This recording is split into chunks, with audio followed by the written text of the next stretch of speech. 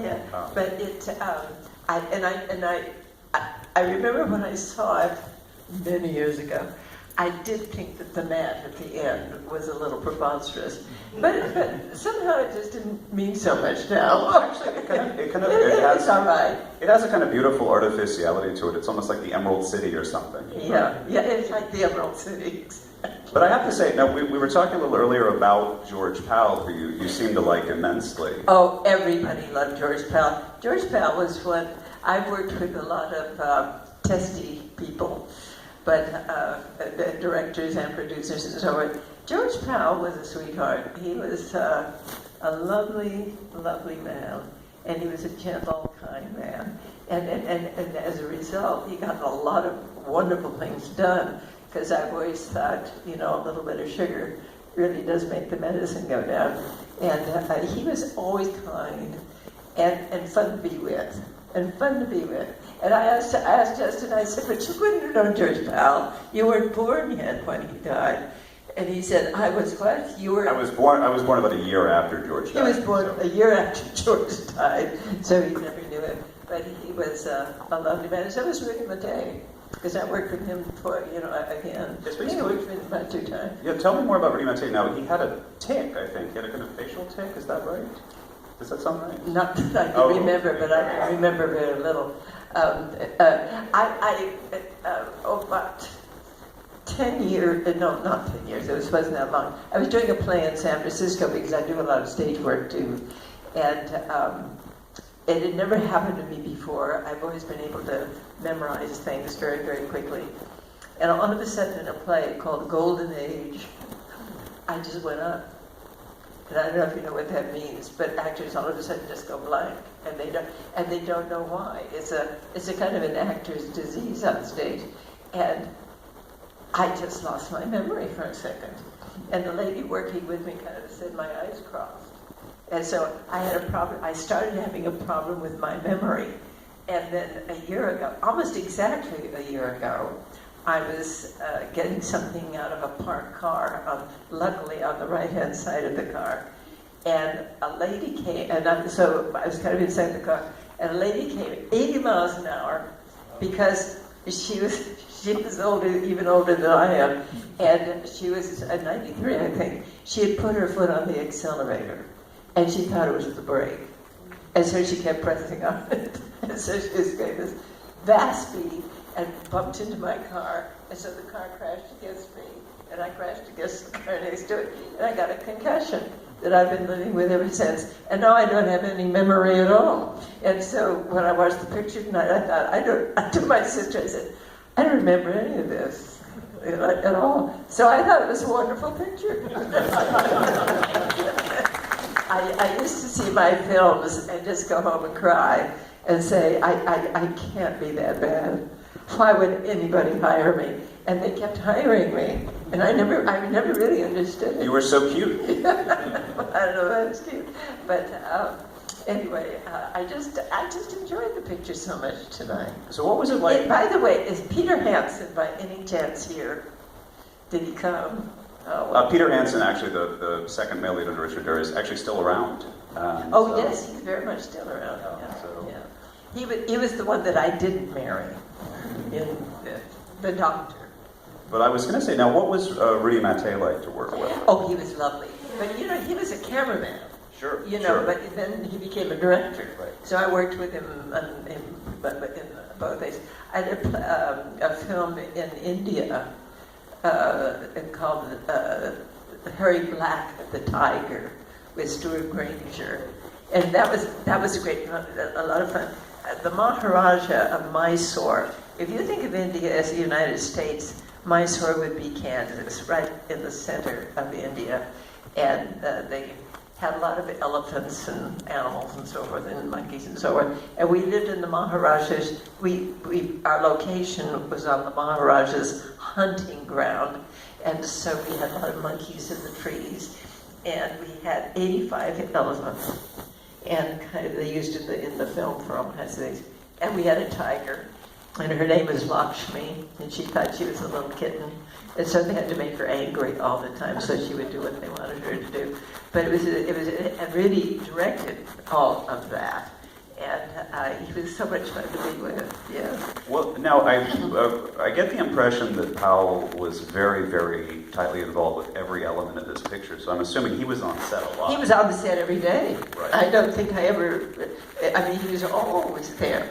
My sister's husband was a wonderful Art director. No. He designed the sets. Production designer? Production designer. Yeah. And it was so interesting because at that time I became very interested in production design. I think probably because of Dale, my brother-in-law. But also, one of the things about this Worlds Colide pic, because I was very new to film at this time. I was about 21. This was like, I think, only like your third or fourth feature at that point. Exactly. I think I had made many films. In fact, I'd gone right from drama school. I went to Pasadena Playhouse, and I went right to Paramount, where they made this. So this was a very early film for me, and I didn't know. I was fascinated by the way they made films. And I thought, so I'd like to go out on the sets and see things done and how they built. I was fascinated with the way they built sets and how, if you have on a sound stage, you have a room, but the wall only goes so high. Right, because I know that undercarriage of the ship, and that brace was huge. Well, it was enormous in the way that, and now when you have digital and they can do anything, and I think Matt Damon just went to Mars. I think he did, didn't he? He's the Martian, and he was talking about that, and the spaceships going around. So now I think if this kind of thing happened, and if Zyra came and Bella was coming and so forth, we'd have lots of spaceships able to make the trip. Right, because it's so fascinating watching this, because the trip to the moon wasn't for almost another 20 years after this. And did any of you think of that when they kept saying, well, you can't do that, you can't go to another planet? And I thought, we did that a long time ago. well, that's the irony. There's a great document of Destination Moon. There was a local TV show here called, I think, City by Night, and they visited the set of Destination Moon, and they're talking to George Powell, and the host of the show is saying something to him like, wow, this is all fantasy, isn't it? And it's as if to say, this is a lot of stupid kid shit, isn't it? We can't take this seriously. And Powell goes, no. He's like, I think this is going to happen, and very soon. And he was right. I mean, you've got to understand, when he was making these films, people thought this was ridiculous. This was kid stuff. This was Flash Gordon. They had very little imagination in that area.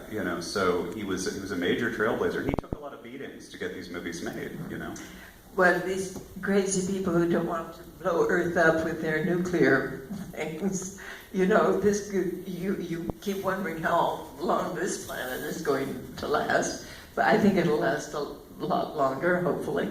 But I think it is interesting that we don't know what's going to happen in the future. No, and there's a real sobriety to this movie, and there's a real sobriety to Powell's War of the Worlds too. Where you get this feeling like, this is a really hellish disaster. And these were movies made by people who had survived the Depression, they'd survived World War II.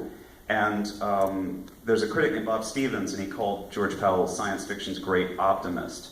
And you see that all through his films. I mean, I don't know about you guys, but when I watch a George Powell movie, I feel better about the human race in general.